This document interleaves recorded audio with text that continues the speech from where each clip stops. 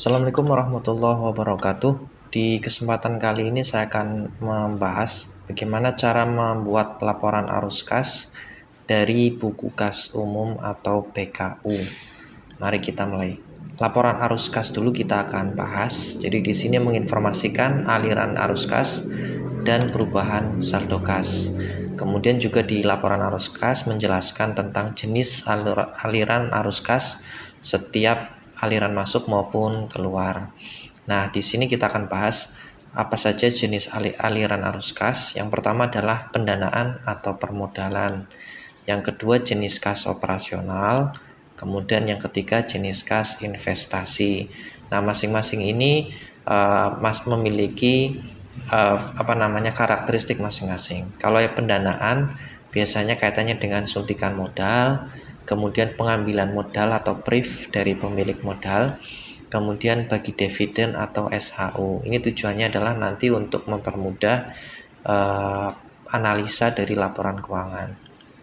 Kemudian aliran investasi yaitu pembelian aset ya atau penjualan aset. Nah, ini dimasukkan dalam investasi. Aset yang dimaksud di sini adalah aset inventaris ya, seperti mesin, alat, kendaraan dan lain sebagainya. Nah, kemudian yang ketiga ya, operasional ini ya, selain pendanaan dan juga investasi masuk dalam aliran operasional. Baik, ini kita akan tampilkan bagaimana buku kas umum yang ada di layar di sini kita convert ke dalam laporan arus kas. Ini saya akan contohkan dalam satu periode bulan ya, bulan Januari. Jadi saya contohkan di sini ada beberapa transaksi, bagaimana setiap transaksi tersebut ini bisa kita pisah-pisahkan dalam bentuk laporan keuangan yang standar.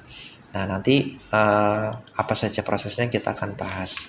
Nah, ini prosesnya atau bagaimana cara merubahnya adalah pertama menjumlahkan total pemasukan dan pengeluaran, menghitung perubahan kasnya, bisa kenaikan atau penurunan, kemudian memisahkan ke masing-masing jenis aliran. Ya, jenis aliran tadi kita bahas 3 hal, pendanaan, operasional, dan juga pendanaan, operasional, dan investasi ya. Kemudian yang keempat adalah mengakumulasikannya. Nah, mari kita langsung mulai bagaimana proses ini kita lakukan. Yang pertama adalah menjumlahkan total pemasukan dan pengeluaran. Kita bisa lihat di sini ya, bagi rekan-rekan yang menggunakan aplikasi Microsoft Excel, teman-teman tinggal mensummary-kan semua nominal yang ada di sini ya. Misalnya seluruh penerimaan masuk itu 31,2 juta.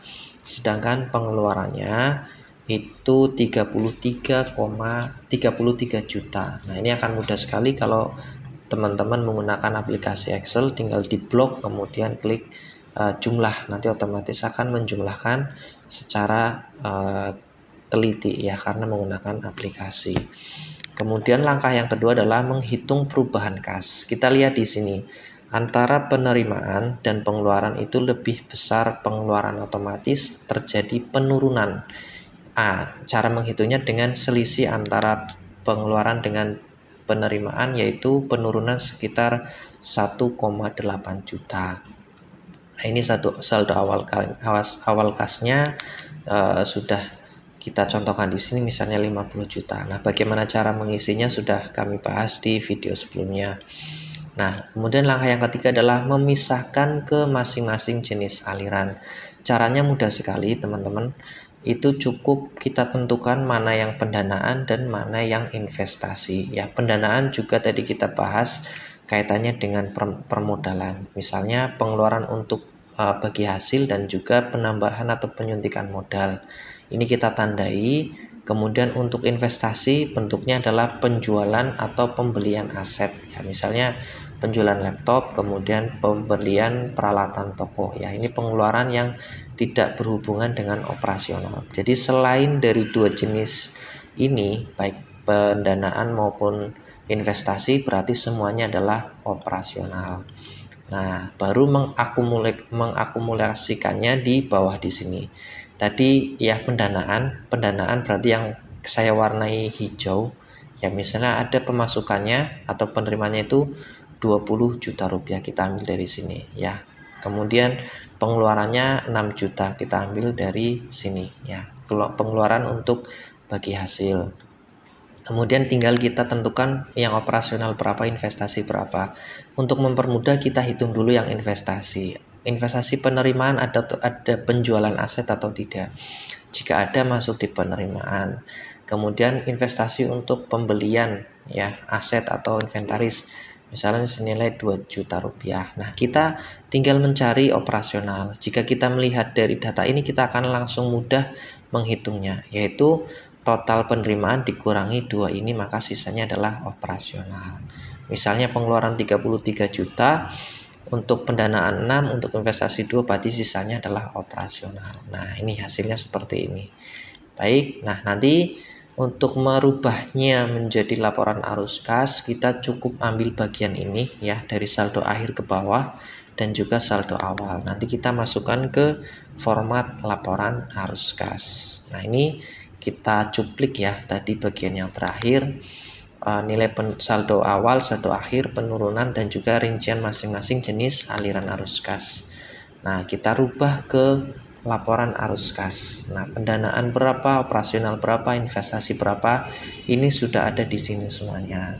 Kalau pendanaan berarti penerimaannya tadi di sini, pengeluarannya di sebelah kanan. Arus kas operasional pun sama. Penerimaan sebelah kiri, pengeluaran sebelah kanan. Investasi pun juga begitu.